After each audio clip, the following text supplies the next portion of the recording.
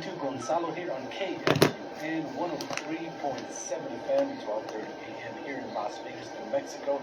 It is Wednesday. We are smack dab in the middle of the work week. We're at the halfway point. The weekend will be here before you know it. It's Wednesday, and I'll tell you what, I got a special treat for you guys. I've been anticipating this interview that I have today. My good friend Brooks, how are you today? Wonderful, Mr. Gonzalo. How are you? I'm doing well. Fantastic. You know, when JR told me about this interview and coming off of a trip, my first time on Amtrak, by the way, I was like, I was looking forward to this. Oh yeah, you gotta lay on the details thick, man. We gotta know all about it. Yeah, it was an experience, that's for sure. Oh yeah. So, how are you this afternoon? I'm wonderful. I had a nice early start to the morning and kind of got nice and refreshed, and I was really excited to do this interview with you as well.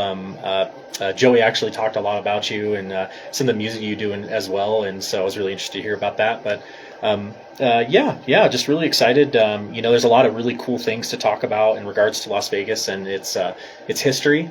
Tell us about your start and how you got involved in what you do. Well, okay, so, gosh, how far do we go back? Let's start when I was 2 years old. So when I was 2 years old, my mom was working two jobs, and I would wake up at super early times in the morning, and unfortunately for my parents, it wasn't convenient because, they had to go to work and stuff like that, and so sleep was a necessity. And so they tried to develop a way to get me to focus on something. So one day, my parents just give me a pad of paper and a pencil. And, and I'm 2 years old, by the way. And I start drawing trains. I start just out of nowhere, by the way. And so kind of an unusual thing was happening there. And they were like, where's this coming from? And so... Yeah, past life, exactly. So I started drawing all these elaborate scenes with boats and stuff. And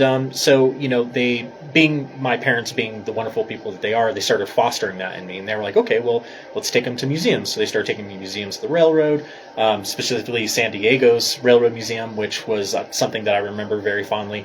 And then as I got older, I started kind of falling into the need to move that more, both in my professional life and personal life. So, started visiting museums. I started to, do things on my own. Then, as I got older, I got employed with the railroads. So I started working for Union Pacific out of Denver, and that was a kind of a hands-on experience because the translation between being somebody who appreciates the railroad and somebody who actively works for it are two different things. So you're passionate.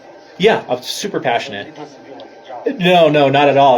I mean, other than sweating your butt off, that's about the only thing. But it made me aware of kind of all the different facets from the Federal Railroad Administration and how they handle things, from the railroad's perspective and how they handle things. So you get all these different things, and it helped me kind of break out into this reality that I was like, wait a second, there's this beautiful railroad town in the middle of New Mexico, in my opinion. And it's Las Vegas, and they're stuck in time. And I grew up here, and I'm 50. I'll be 54 in 3 years. Okay. I grew up here, and never have I ever been on the train. I knew about the Continental and stuff, but I go to this music convention every year called the Banana Convention in Anaheim. Oh yeah. And I always fly out there. Mm-hmm. Oh yeah. You know how airports are. They're just adjusted, you're undersized. That's right. And I got this idea. Buddy's like, dude, let's take the train to LA. Yeah. So I was like, that's an option. Yeah. So the further closer we got to the date, I was like, all right, let's take the train. I didn't know what to expect. And I got to tell you, I started going down the rabbit holes of, Amtrak and all this. Oh yeah. And within a week, prior to us departing, I was like, man, I'm looking forward to this. Yeah. And then I realized during the trip, right as soon as we left, I was like, this is scenery I've never seen before. Yeah. You get kind of, and as somebody who worked as a freight conductor, I got to see that same scenery on my own in privacy with my engineer next to me. And, in the cab, you're usually doing, 10, 12-hour days inside a cab with the other guy. So you see all of that. And you just go, man, you sometimes wish people could be in the cab with you to see how remarkable the scenery is. I got that experience. Yeah, exactly. And so, the cool thing about our little town is when the railroad came through, they made our town into their division headquarters. So we have so much railroad infrastructure here on the base fact that the Atchison, Topeka, and Santa Fe was like, oh man, this is the gem, and that's how they built it out. So okay, what I've always been curious about, because growing up, I've always seen, trains Yeah. through on the highway as a kid. Yeah. And my mom grew up in Wyoming, Mhm. and I know every time we go to visit relatives, visit Wyoming, Mhm. I remember always stopping in Cheyenne, and I would always see that's the first time I saw Union Pacific, Yeah. and it's like Cheyenne had a hub or something, because I know right when we drive to Cheyenne, Wyoming, there's like a huge train hub in this town, Union Pacific, Santa Fe. But how did Santa Fe become Santa Fe pertaining to the railroad, being, I'm assuming, named after our state? So the history behind it, and by the way, we should probably celebrate because the day before, actually it was yesterday, was the Atchison, Topeka, and Santa Fe Railroad's 166th birthday, believe it or not. So right in time for Valentine's Day for all your railroad lovers. The way what happened is right before the Civil War in 1859, this gentleman by the name of Cyrus K. Holliday decides that he's going to go to the legislature and basically, within the time of the legislature, just put down as many things as he can to start a railroad. And so it first starts off as the Atchison and Topeka. And so, the ANTR Railroad. And so it starts off that way, and all of a sudden he gets the approval through the legislature, because at the time Kansas didn't really have any laws or anything like that to help him. So gets it done, and then boom, the Civil War starts, and he's like, okay, well, we can just start building up the rest of the company and wait to start building our railroad. So things start to resolve. Of course, the Confederacy loses to the Union, and then all of a sudden the Great Rebuilding happens, right? Then the Atchison, Topeka starts, building their railroads. Start out in Kansas, and they just finger out. And one of their primary goals was the Santa Fe, because they wanted to get down to Albuquerque. And so right during that time, you have what we call a lot of the logging or narrow gauge railroads, which they had their own priorities. And because they had essentially, how would you put this? They had the easier time of getting through mountains and things like that because their tracks were narrower. So they could get into funny places. So, for example, you have the Cumbres and Toltec Railroad, right? And that goes, I believe, all the way out from to Antonito, and so that those guys were trying to reach in further into New Mexico, and so what you have is the Atchison, Topeka going, oh man, there's this huge place. It's resource rich. There's plenty of opportunity. There's a river. All these different things. And so they decide that, they're going to shoot for Santa Fe. Well, they did get to Santa Fe, but really they got to Lamy. Because it was really difficult for them to get into Santa Fe. Right. So it was close enough. And I figured Lamy is like the Santa Fe province. That's right. And for a lot of people, right, travelers usually end up in Lamy first anyways. So the Atchison, Topeka, and Santa Fe Railroad, as they become, they end up beating, I believe it was the Denver and Rio Grande Railroad, in Raton. That was where the big fight happened. If you've ever heard of the Railroad Wars, no. So the Railroad Wars were essentially these squabbles between the railroads in property, and what they were trying to do was beat each other out to the next destination point. So you have the Denver and Rio Grande, who's trying to reach into New Mexico, and really they're like dead even on Raton Pass. And so, have you ever heard of Uncle Dick Wooten? So the Wooten family owned the Raton Pass. He picked it up in a land grant. And he used labor of the Uinta tribe, Native Americans, to help him widen the pass.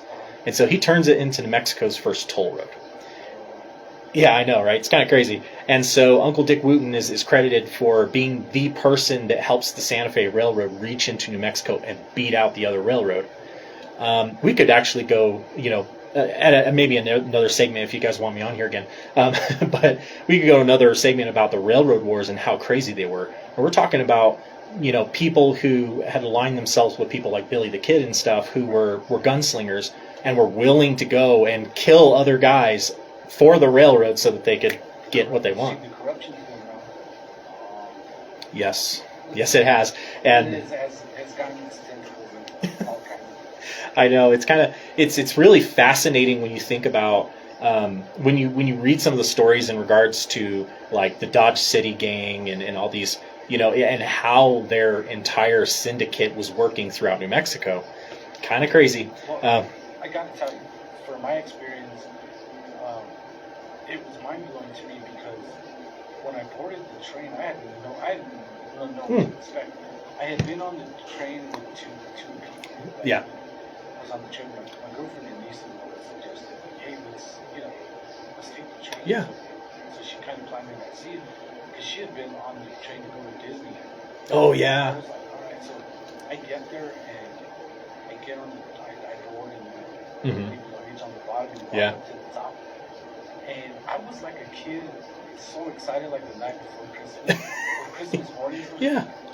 And as soon as we took off, I ran to the observation room. Yeah. And I sat there for about 3 hours. Yeah. Just watching the. Watching things. Yeah. It's like you're going underneath by 25. Yeah. And I was like, I see this track all the time.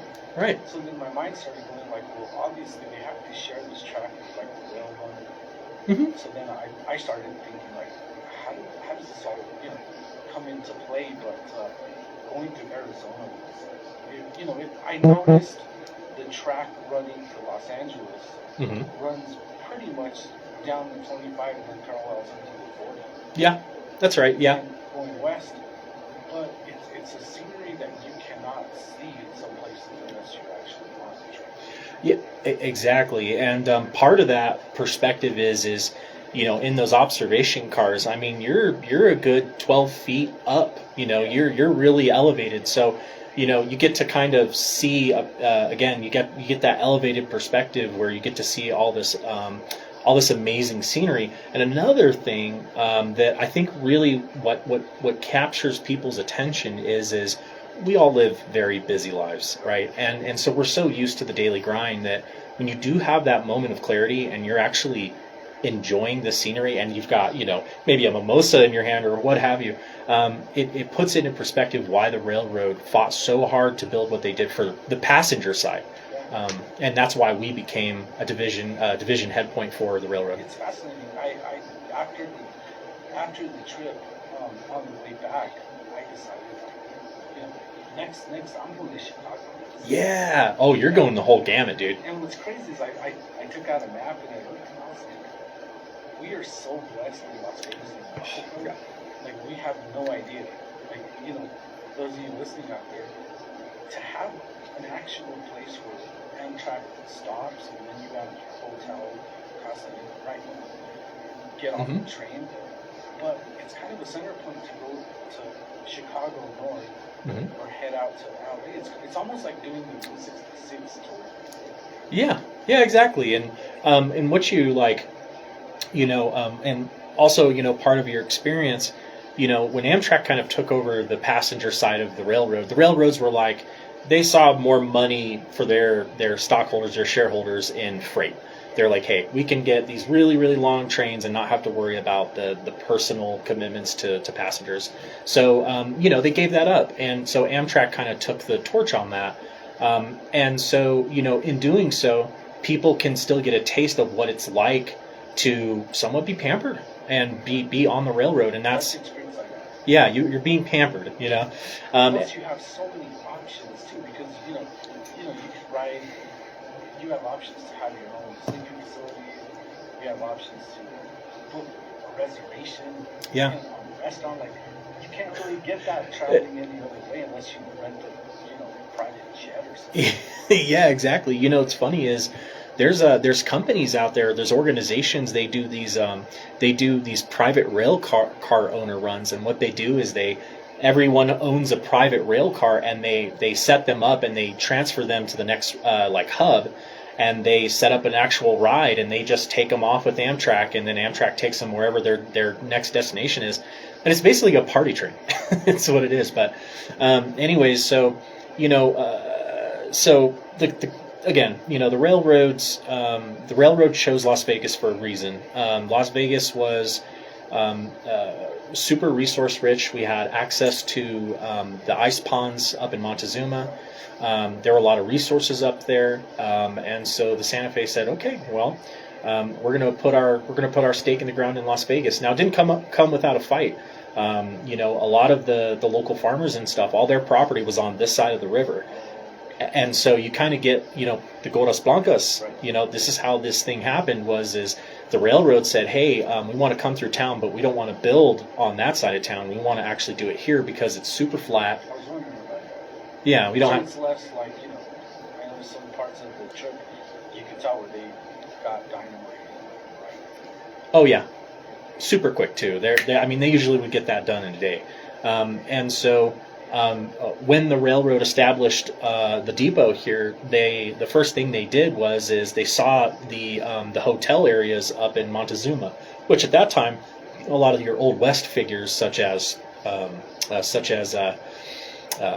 not really Billy the Kid, I think at the time, but other people were suffering from tuberculosis, were taking up the hot springs, and so the railroad. There's tracks in Yes. There used to be tracks that went up there. It was called the Hot Springs Line, and so the railroad, in their amazing wisdom, was like, oh yeah, we'll just build a resort up there, and that's exactly what they did. So they first built the Montezuma Hotel, they capitalize on the hot springs, and they market it to the rest of the world as this retreat for those with ailments. And they're like, hey, you're not feeling good? Just come up here. They create an atlas, and they have a list of all the minerals and everything. So educate me here. Up there, Yeah. I'm assuming right down from the castle. Where was the Montezuma Hotel? So no, that is the Montezuma Hotel. That was at one time the Montezuma. Yeah. So what you're looking at today is the third iteration of the Montezuma Hotel. So what happened is I heard it was like at one point it was a monastery or something like that. Yeah. It went through different transitions. It did. So it starts its life, I believe, in 1882, the very first Montezuma Hotel. And then about, I think, 2 years down the road, it burns down. They rebuild it, and then they rebrand it as the Phoenix Hotel, right? Because it burned down, right? Phoenix rises from the ashes. And then a year later, it burns down again. And then they're like, well, the money's too good, so we're going to rebuild it again. So they build it a third time, and they make sure that everything is as protected as they possibly can. And they keep operating it until about 1902, 1903, when the railroad's like, not really making business up there. So they start leasing out the properties out there. And so it becomes I believe it became a sanitarium. And a military hospital. And then, of course, religiously it became part of that. I don't know if it was Our Lady of Sorrows that was responsible for that, but At one time, it was tied to the church. yeah, so... but, in all that interaction, that building has an incredible history. And we're lucky because the organization that took it over and protected it and rebuilt it, and then it was, I think, sold off to the UWC or given to them. Right. It's like this insanely historic building that a lot of people don't know about. And so, you really, the railroad, so to kind of add to that, so the railroad, has the Montezuma Hotel, but there's other things that they had up there. They had a racetrack. They had a huge mud house, so a bathhouse for people. It was really long and ornate, and so they had a couple of facilities up there that were fantastically, they were just opulent, and that was the idea for the Santa Fe is we're gonna make Las Vegas this huge hub. Well, the Castaneda gets built. Right, and that's around Teddy Roosevelt doing the Rough Riders Parade. So I believe 1898 to 1899, and then it opens up. And I think what happened there is the Castaneda's right off the main line, right? So people don't need to travel up to Montezuma for opulence. Right, that's right. It's there. As you get off there. So instead, what happens is the trains are going up there to just bring down ice for ice cream and all kinds of stuff for the Castaneda. And so, the crazy part about that, and something that I'm doing a lot of research and study on, is what were the operations like? Where were we storing ice? How were we doing it? Who was involved? These are all things that I've been researching, and what I come to find out is we had an ice house near Bridge Street where they were dropping a big bulk of these blocks of ice so that the rest of town could get their ice. So I walked on a daily. It's our Las Vegas walk. Yeah. I forget what it's called, but anyway, I walked through on a daily with my mom. Yeah. And I noticed like in different parts there's tracks because the train ran. And there's a building that Highlands just renovated, which is the art. Yeah, oh yeah, the arts facility. The Yeah. art facility. And I noticed there was tracks right there at one time. Yeah, so what you're looking at literally the last remaining section of the Hot Springs Railroad from that point at the trolley building. So, yeah, so the trolley building tied into the railroad, and what they were doing is they were called the Las Vegas and Hot Springs Electric Light Railway. And so they were providing all of our local transportation. Well, eventually, when the line got leased out and, people started getting access to cars, there wasn't really much of a need to use a trolley anymore. People would just get around in their car. And so the trolley system closed, and then the railroad started pulling up all of that track. And what you see now, that little last segment went into the trolley building facility for repairs and things like that for the trolleys. So, yeah, so we have, and there's other railroad buildings here in town, not least to mention the Roundhouse, which is the last Santa Fe roundhouse in the West. So. That used to store cargo. That's such a fascinating building. Because Yeah. When my grandfather moved from Wyoming, he bought pretty much near all the property across Grand Avenue. Yeah. And built houses and stuff there. But as a kid, we used to ride our bikes and play right there where the roundhouse was. Yeah. It's been abandoned for years. But in its heyday, I always wondered what purposes. Yeah, so in its heyday, it was a boiler inspection area. So the railroad, before Albuquerque became the big mechanical hub that it did for the railroad, the Santa Fe, we had this roundhouse here. And this roundhouse had 350 guys working around the clock. And what they were doing is they were doing boiler inspection, they were doing repair work, they were fixing driving gear. All the different things that you can imagine on a locomotive that could be repaired in a timely manner is something that they could accomplish. And then beyond that, if it was something that was a little more invasive, that required the disassembly of a locomotive, then they could just send the locomotive down to Albuquerque, and that's where the true disassembly could happen. So we were really, if you think about like a repair shop, Albuquerque was a Firestone and we were a Jiffy Lube. That's what we were. So, yeah. So, so our roundhouse, that historic roundhouse, was built in 1917, and another roundhouse another roundhouse was built before it in 1880, and that smaller roundhouse, it lasted until about 1915 until they decided too small. Locomotives were getting big. They're like, yeah, we need more room. And so those stalls really held all the equipment they needed necessary to repair and do whatever they could to get engines where they needed to be. So anyways, it is owned, by the way. It's privately owned by it's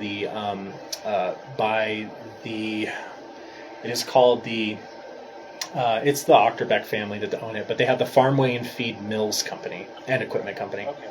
So they own it, and they use it to store all their grain and their equipment when they need it. You'll probably see trucks going in and out occasionally, but because they have their business on the opposite hand side, and so they've had that building in their family for quite a long time. So it's still being utilized. Yeah, absolutely, it's still being utilized, and actually the owner's he's on the Rotary International Club with me.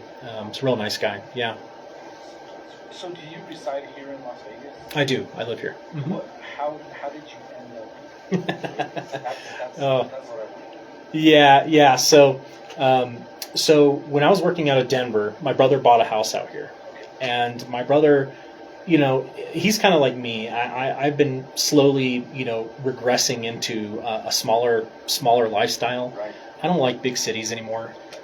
So my brother's like, oh yeah, I just got this really cool boarding house for the railroad out in Las Vegas. You should come check it out. And I was like, okay. So I come out here, and our house is right there off of Jackson Street, and it's a railroad boarding house historically. So you want to talk about like railroad history, it doesn't get any closer to that. And so I was like, man, this place is beautiful. Look at the architecture. The Victorian houses here are, you don't see it anywhere else. No, and because of the dynamic of all the people that lived here, you have all kinds of different types of building styles. You have the Queen Anne style, you have Baroque, you have, and you even the railroad's Spanish Mission revival. So you have access to some of the most incredible architecture in New Mexico. I ended up back home because after high school and attending Highlands, I wanted to go and be a musician. My mom was like, "So get a degree in something, you go join the circus." You tell me that I'm good. That's it. Circus. You're gonna be a clown for P.T. and Barnum's, or? Actually, but I ended up Albuquerque, Chicago, Lubbock, Texas, Taos. and then back home. Yeah. But I noticed in Taos, you got the roof. It's very southwest. But coming back home, like after experiencing all that stuff, I have a different outlook on our place now. Yeah, you do. Yeah, and a lot of Las Vegans, they have that perspective. Like they understand how old and fragile these buildings are and how special they are. Unfortunately, especially for a lot of families who they hold on to them for so long, we're not, we don't just have money flying out of our ears here. So it's hard to keep up with the requirements that these old historical buildings have. I know I'm right now. I opened the old Casa de Musical building. Really? Okay, cool. So I have the music recording studio in there. But I know there's a photo I have in the shop where the first governor of New Mexico gave a speech on top of it. Wow. So That's like, cool. being in that building and just observing the history around him on the daily, it's something I think a lot of people are taking for granted. Yeah. And Las Vegas should be a destination because Santa Fe is Santa Fe. Yeah. Living in Taos, I got to experience the Taos scene. Yeah. Vegas is a very unique place where it's very eclectic for sure. It is. I couldn't agree more. And one of the things that really excites me about this town is the town has control over the expansion of tourism. Because the problem with tourism sometimes is you have people show up and they love it so much that they don't want to leave. They're like, you know what? I kind of want to settle here. Unfortunately, we don't really have the housing for that. So you're probably going to end up spending your tourist dollars here, and you're probably going to go.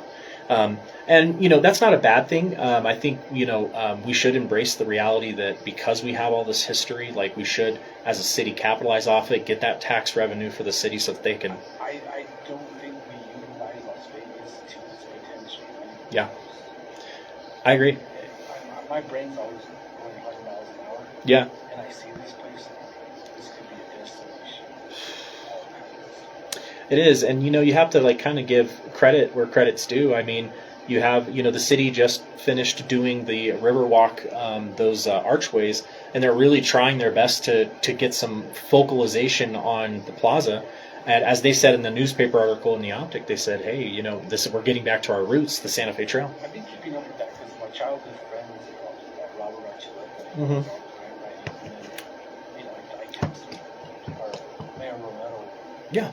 On the daily, so I like the progress. But I think there's so much more. Yeah.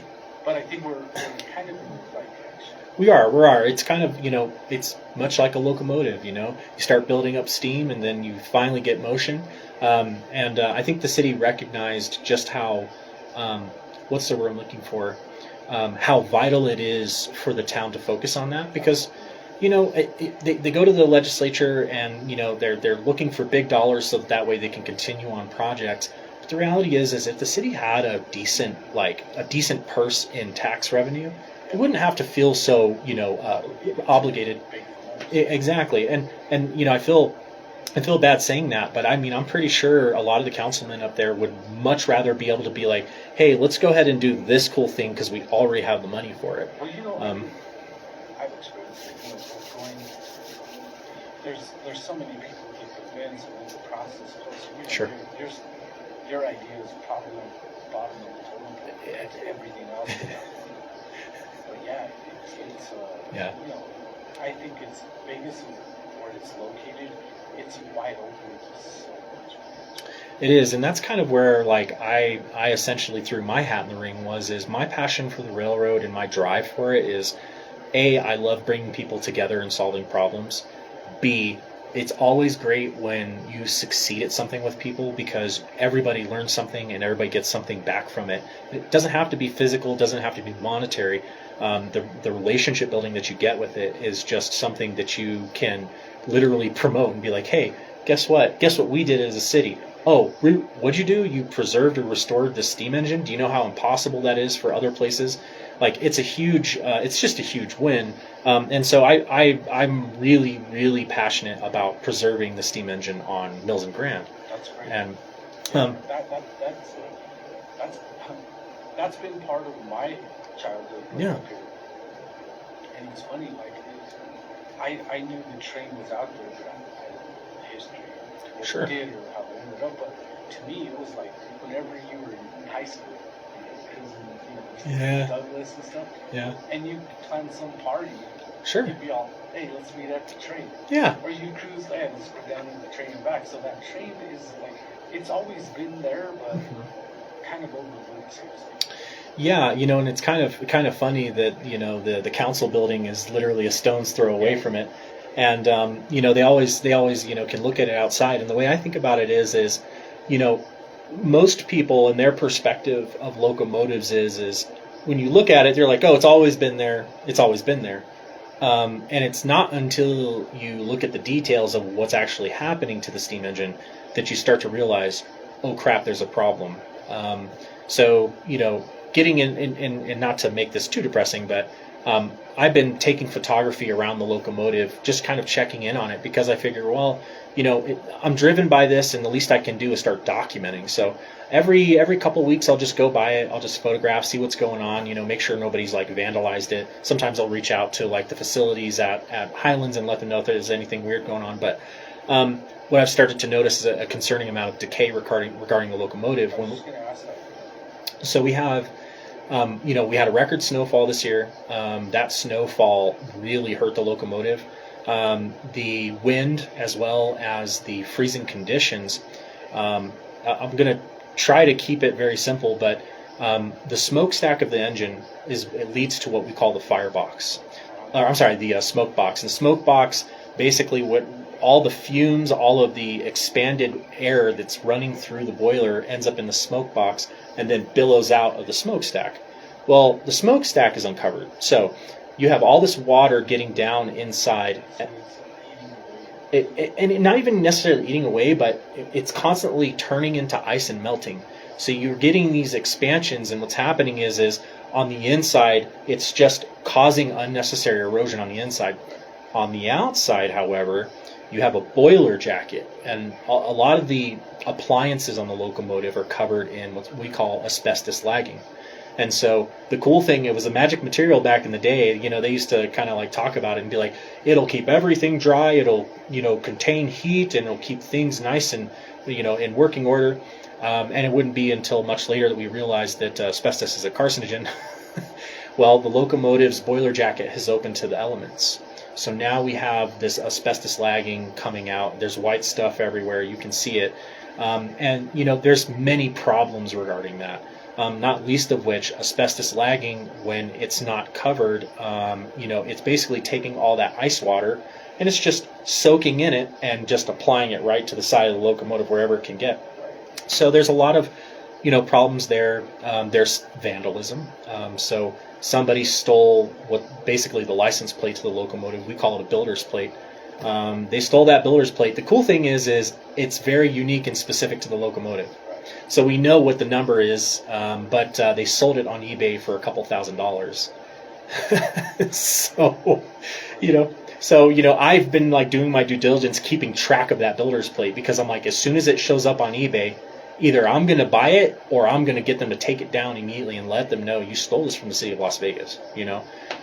So there's a lot of problems happening with the locomotive, and beyond my passion, for the locomotive is you would be blown away at how many people want to help with this. Locally, Las Vegans have a very big heart for trying to figure out solutions for stuff like that. They just don't know where to start. Right. You know, It's always it takes a while to figure out the process. it is, and you know, you can go anywhere in this country and you can see nonprofit organizations who dedicate themselves to preserving locomotives like that.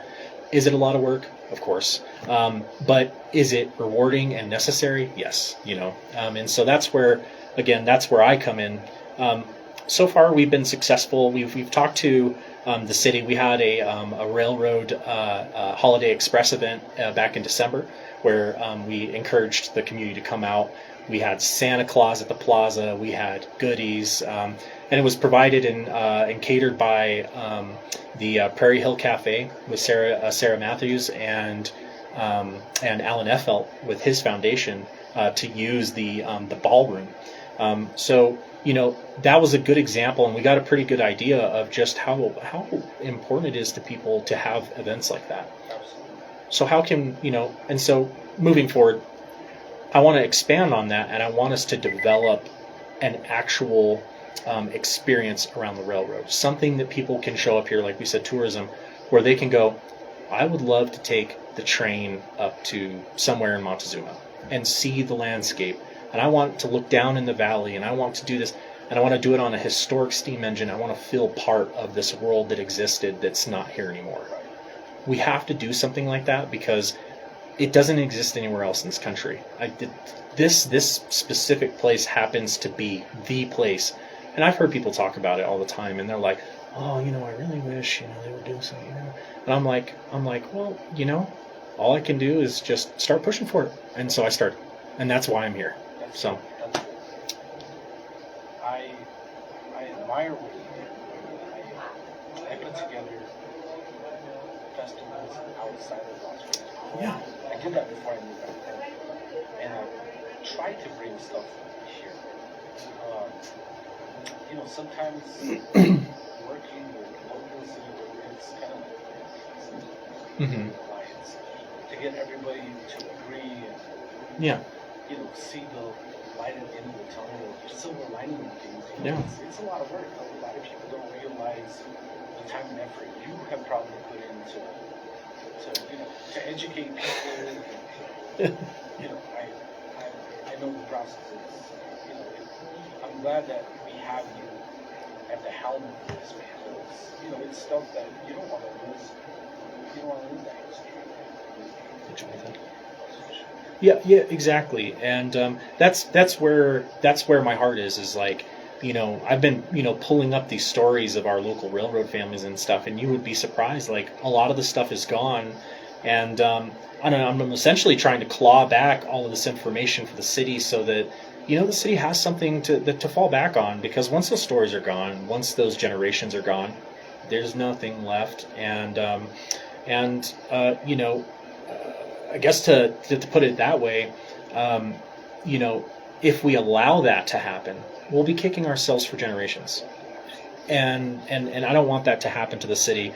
And as far as like, you know, the pulling teeth with it, I know the city has a lot going on. I mean, they, you know, surviving the fires, dealing with the flooding, you know, they really do. Them and the county have a lot of work to do.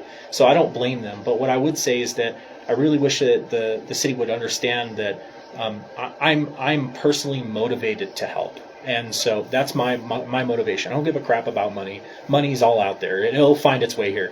But I'm personally motivated in helping the community protect its history, and however I can do that, however I can involve the universities, Luna. You know, they have a great welding program there. You know, they're a massive amount of intelligent people and talented tradespeople here to accomplish that task. I know it. The city, you know, they just have to be like, okay, Brooks will give you a chance, and then we can get the organization finished up. We'll get the. We already have. Do you remember the particle board and glue factory out there towards the end of town? So, going to the airport. So on the left-hand side, you have the glue factory.